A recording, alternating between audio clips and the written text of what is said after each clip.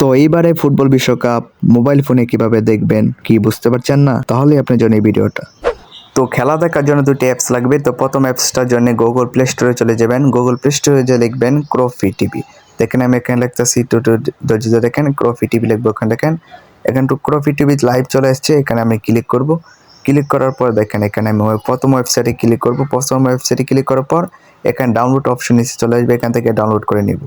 তো দ্বিতীয় নাম্বার সফটওয়্যারটা ডাউনলোড করার জন্য আবারও গুগল প্লে স্টোরে চলে যাবেন। এখানে গিয়ে লিখবেন প্রিয় টপিক। প্রিয় টপিক আমার মতো এভাবে লিখে নেবেন। তো প্রিয় টপিক লিখে সার্চ করে দেবেন। প্রথম ওয়েবসাইটে ক্লিক করবেন। প্রথম ওয়েবসাইটে ক্লিক করার পর তো প্রথমেই দেখেন এখানে লেখা আইপিএল লাইভ স্কোর টুডে, এখানে ক্লিক করবেন। এখানে ক্লিক করার পর এখানে একটা অ্যাড আসবে, অ্যাডটাকে ডিলিট করে নিচে চলে যাবেন।